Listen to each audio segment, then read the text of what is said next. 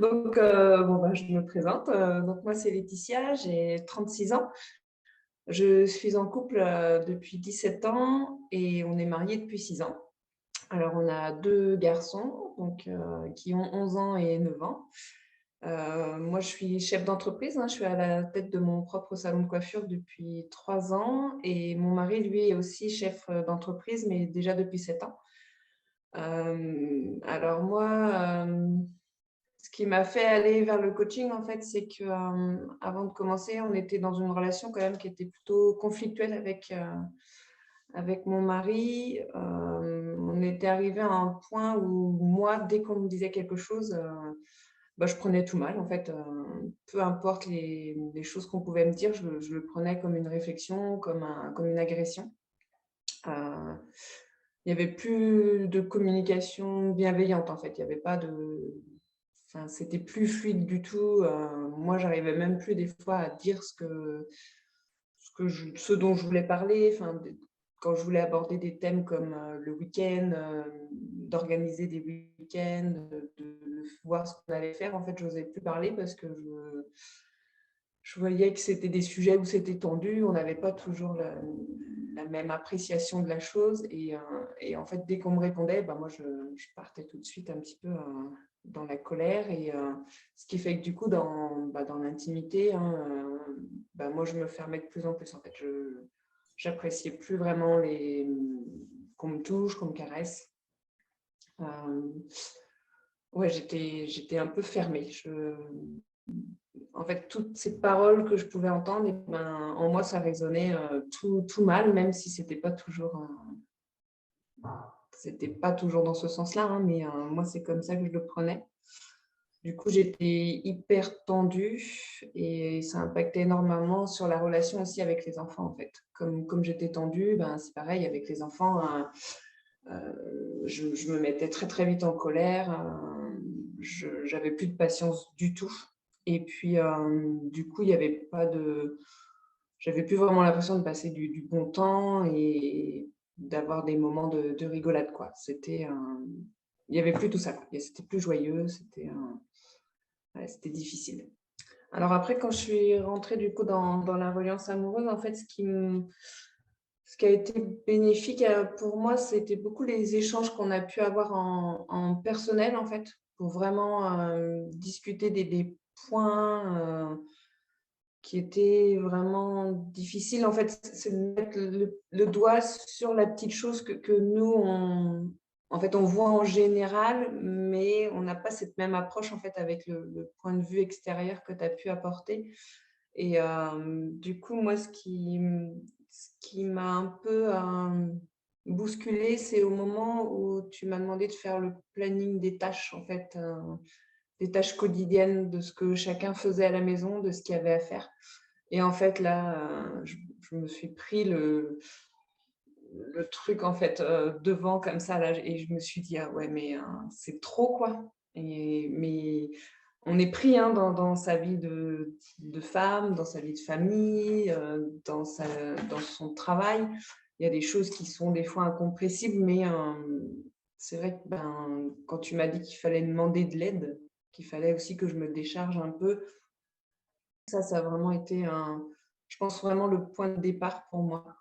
Parce que je prenais déjà soin de moi, je faisais des choses pour moi, mais à chaque fois, soit ça dérangeait, et du coup, ça me donnait un sentiment de culpabilité, soit je culpabilisais moi-même de prendre ce temps pour moi et de ne pas faire autre chose pour les autres.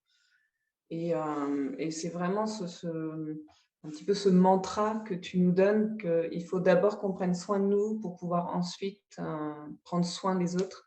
Et que si nous, on est bien, les autres vont le ressentir et ça ira mieux. En fait, ça, c'est ce que j'ai le plus retenu, que je faisais, mais avec ce côté un peu culpabilisant. Et je pense que c'est ça qui fait que du coup, ça ne marchait pas, quoi. En fait, je pense que je ne m'écoutais pas.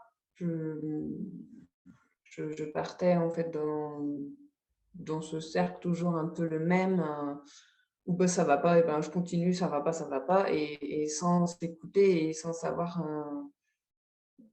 pourquoi ça n'allait pas justement. En fait, c'est un peu ça pour moi, je pense, le plus.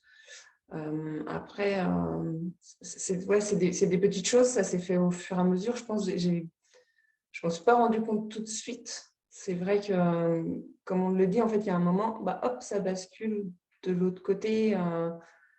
Ouais, c'est ça. D'un coup, je me suis réouverte, je me suis remise à parler parce que bah, j'avais moins d'appréhension, moins de peur et qu'en fait, bah, ouais, j'étais tout aussi légitime de dire ce que moi je pensais, mais en y mettant la forme. Bah, avec les enfants, justement, déjà en priorité, c'est vrai que c'était souvent difficile au moment de faire les devoirs, quand je leur demandais quelque chose, j'avais l'impression de ne pas être écoutée. Et je vois que, ouais, je dirais au bout déjà d'un mois, un mois et demi, en fait, ils ont commencé à, je pense, prendre conscience eux aussi. Et j'avais l'impression que bah, quand je demandais, ça répondait mieux. Quand on fait les devoirs, on est moins dans la colère, c'est plus zen. Après, dans le couple, oui, il y a on en revient, on a des moments quand même bah, où il y a plus de contact, où c'est plus tactile, on rigole plus aussi. Moi, j'ai l'impression de rigoler plus. Vraiment de retrouver cette joie et même avec les enfants aussi, hein, du coup, et de se dire des choses gentilles, avec la boîte à gratitude, de voir ce que chacun pense en fait, mais qu'on ne dit pas forcément, c'est beau. C'est beau, ils ont beaucoup apprécié et c'était agréable ouais, de se dire des belles choses. Là, maintenant, avec la fin du coaching, ouais, je me sens plus sereine. Je retrouve ouais, plus de joie de vivre au quotidien, en fait. Je me sens aussi plus forte, en fait, mais pour tout, je me sens capable de relever des défis, mais que ce soit des défis au quotidien ou des défis sportifs ou dans mon travail. Enfin, c'est vrai que ça vient de l'intérieur, en fait. J'ai du mal à expliquer comment, mais dans moi, je me sens voilà, capable d'y aller, de faire des choses que j'aurais peut-être pas osé faire avant en me disant ouh là, c'est pas pour moi, doucement. En fait, j'ai cette envie-là d'aller de l'avant et que ça continue surtout, ouais, pour l'avenir, de rester dans cette dynamique-là, ouais, c'est vraiment chouette. Ouais.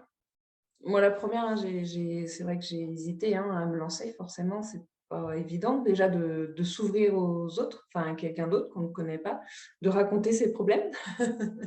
Et il y a vraiment aussi cet effet de coaching de groupe où je me dis, ben, les autres sont ouvertes, elles osent dire, donc ben, moi aussi, en fait, on est toutes là pour la même chose, entre guillemets, hein, du fait qu'on se dit ben, qu'il y a quelque chose qui ne va pas, qu'on a besoin d'être accompagné, avec chacune ses petits soucis personnels et son histoire personnelle.